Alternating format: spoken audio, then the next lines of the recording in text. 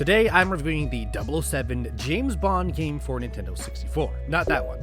No, the other one. Yeah, there's another one on Nintendo 64. This is 007 The World Is Not Enough. Don't go away.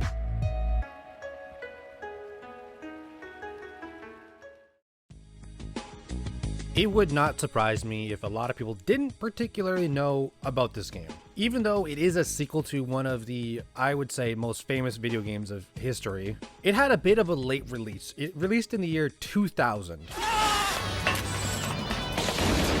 Rated T for T. So it had a good 3 years to develop after GoldenEye. What did they do with those 3 years? Well, the gameplay feels identical, but it also doesn't feel really like a 007 game. There's something a little off, something different from the previous one. Gunplay is quite similar with your array of weapons, and auto-aim for me was a lot less OP than the original. Up close, it's still hella OP, which is needed. Let me tell you, you definitely need auto-aim on this console.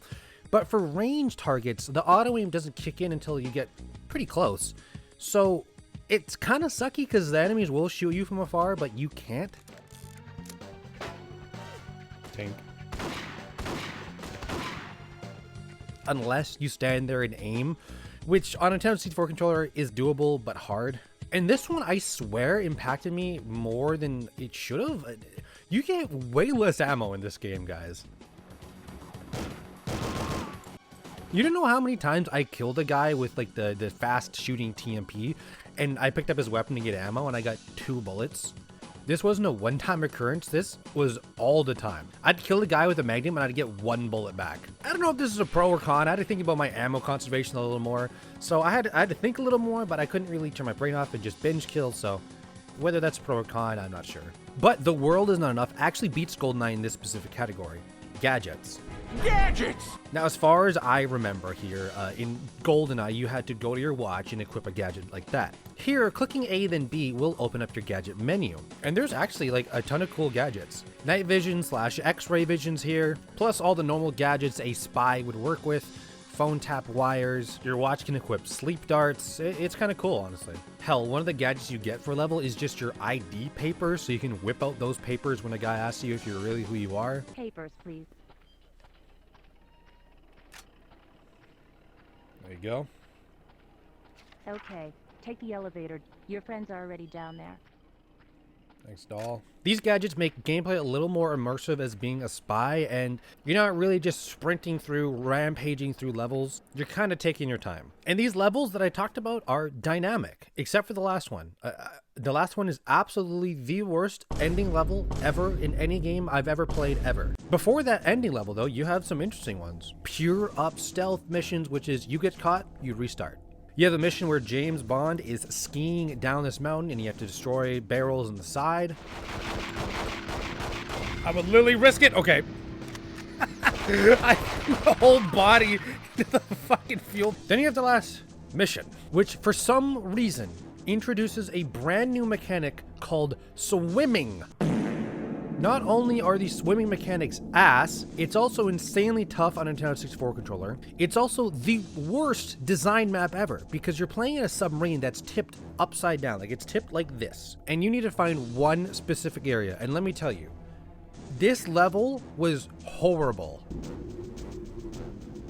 Holy fuck, this level sucks. There's, by the way, not only is this the shittiest fucking final level ever, there's no music right now. Presentation. Look, you get what you get when you play a Nintendo 64 game. You know, looking at this, I can't tweak graphics or how this game looks particularly. I have to really dig deep for presentation pros and cons here. And I think that 007 The World Is Not Enough is below average for Nintendo 64 games, which is weird because it came out in the year 2000, 3 years after a game that had amazing presentation in GoldenEye. But here, like, okay, you have good animations. I like the death animations of enemies. That's always fun. I don't know why. That's like a... Even in GoldenEye, I always like the death animations of enemies. Reload animations are nice. Gun sound effects are nice. And even though they had an amazing blueprint to go off of for their UI menu, they did their own thing for the sequel, and it sucked. The HP bar went from this cool clock little thing to a just straight up green bar with a red cross in the top left, and music. This was a huge surprise until I learned something. So typically Rare, who did GoldenEye and a bunch of other games, is known for making great games that have great music. Rare never disappoints on music. So here in The World Is Not Enough, I'm thinking, man, the music, 2 tracks maybe I liked. Well, after I finished and I started writing the review, I do what I always do. I went to the wiki page and I try to see if there's any interesting facts or things that I might not have known about to talk about. And that's when I found out this game wasn't made by Rare. It was made by Eurocom, which probably explains why something just feels a little off as a sequel. It feels like I'm playing a Bond game, a sequel to GoldenEye, but almost on a different engine. If you're wondering about Eurocom, by the way, before The World Is Not Enough, they did such games as NBA Showtime, War Gods, and they actually do have experience in FPS games, with Duke Nukem 0 Hour, which came out to mediocre reviews.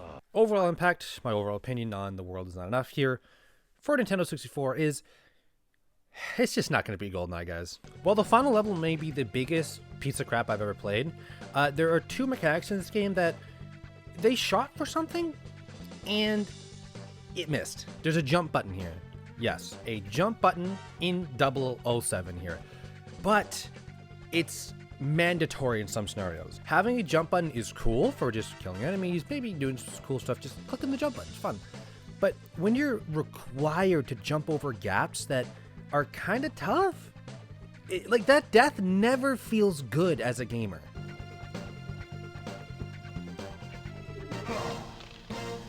Okay. And not only that, there's a grapple mechanic, and this works mechanically pretty well. My only problem with it is you never really know when you're supposed to use it. It's so hard to tell because you look up and what you're looking for is a little square that has like a yellow and black diagonal lines on it. You look up, you equip the watch, you equip the grapple, you go up it, bang. But a few times in this game, I'm like, what am I supposed to do? Oh, wait a minute. I look up, there's a tiny little square. There's also bad story guides. I had to look up what to do twice in this game, and honestly, I was not the only one at all in this one specific spot. At one part, you talk to this guy at the elevator, and he's like, I'm gonna blow this place up. What you're supposed to do is run and jump at this decoration looking thing, and Bond will grab this and it will fly you to the door. Right.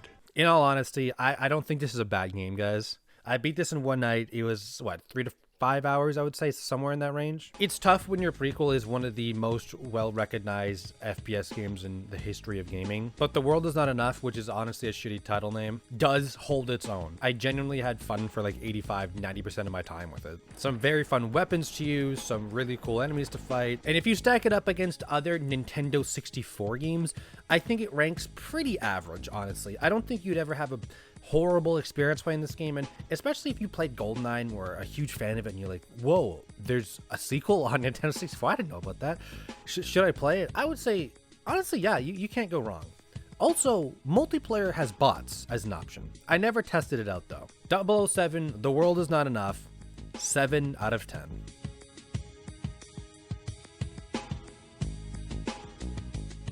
So that's it. If you're wondering why I'm even playing this game, well, 007 First Light comes out this year, so there's no better time to play all the Bond games leading up to that. If you're wondering why I started with this and not GoldenEye, listen, everyone's played, reviewed, and knows about GoldenEye. I've reviewed it on my channel, even though it's a really old review and could be updated.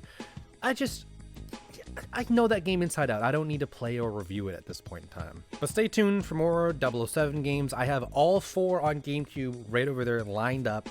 I probably won't play them back to back, but stay tuned. For now, I'm your host, Beneath the Mask. Hope you enjoy this review. Peace out. You fucking dodging piece of shit.